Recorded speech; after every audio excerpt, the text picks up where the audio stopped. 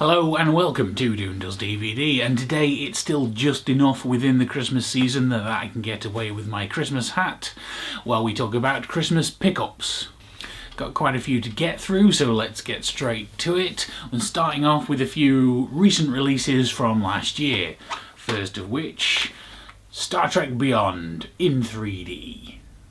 And I guess also in not 3D and digital download. These days I would probably watch the 2D version most of the time, but having a 3D TV, I do like to have the option for 3D when I fancy it. This is probably the best of the rebooted Star Trek films, but as I have said before in other places, that's a bit of a low bar for them to be getting over. This seems to be a fairly basic release with just your standard special features, but seems to be lacking in a commentary. But I guess you don't need fancy special editions of everything. Then next up we have got Marvel's Captain America Civil War. Probably my favourite of the Marvel Cinematic Universe so far. And if you want to know how I rank the rest of the Marvel films, check out my Marvel May playlist from last year, linked down in the doobly-doo. I decided not to pick a team. I haven't got the special Iron Man or the special Captain America edition, just the one with everybody on. Because of the slow build-up of the MCU, I never bought the early films in any kind of special edition or steelbook, so it feels like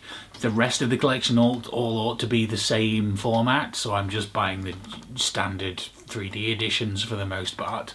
Although I say buying, these were all actually Christmas gifts off my wishlist. Then we have Marvel again, but not the MCU, XMen Apocalypse. This one's got a fancy shiny slipcase, which probably won't show up on camera. The film, while not the greatest of the X-Men series, was still fun and worth a watch, and worth a repeated watch. Plus, you know, I don't like incomplete collections, and I have all the other X-Men films, so buying this was pretty much inevitable. Then we've got some older stuff which I've been meaning to add to my collection for some time, starting with Edge of Tomorrow, which you can't see very well because it's got a fancy lenticular cover. I went into this with fairly low expectations and was blown away. I loved every minute of this, basically. The only complaint I have is how they somehow managed to completely mangle the marketing in, I think, just in this country, to the point that people thought it was called Live, Die, Repeat, to the point where they had to put that on the cover, so people actually knew what film they were talking about, and the actual title, Edge of Tomorrow, is relegated to a subtitle at this point, which, yeah, I prefer the Edge of Tomorrow title. Next up we've got Kingsman. I never got around to seeing this when it first came out. I waited until it was on satellite TV at a later date, and I immediately wished that I had seen it sooner.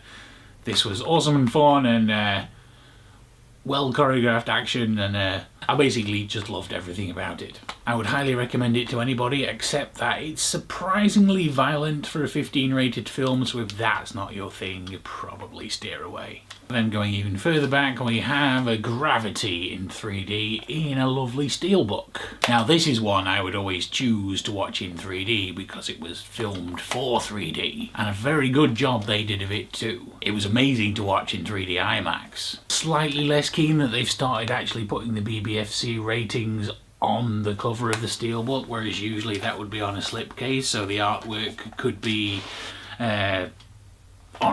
shown without nonsense. Although they do appear to be stickers, but I don't know whether I should try peeling them off or not, because that may just make things worse. Then finally, to round things out, a TV series I've been slowly collecting for some time and really ought to get round to finishing off. Star Wars The Clone Wars, the complete series 3. Been a while since I've watched the early episodes, but I would guess this is probably around the era that it started to get really good. The earlier seasons were a bit too child-friendly when they were still figuring out what they could do when they were on a cartoon showing on the Disney Channel. But it seems like as time went on, they focused more on Star Wars fans than just random children, which is a bit of an issue because I often try to recommend this to anyone who's a sci-fi or a Star Wars fan, but then I know they're going to have a bit of a problem getting through the early parts of season 1 because it's just a bit too much of a children's cartoon. It's not until later on that they find the right mix of child-friendly and adult-friendly stories. But yeah, definitely worth a look in my opinion. And so there we have it, 7 new Blu-ray editions to my collection thanks to Christmas presents. Any thoughts on those? Get any nice Christmas presents yourself? Tell me about them in the comments down below. Thank you for watching. I hope everyone has a lovely 2017, and I will see you again next week.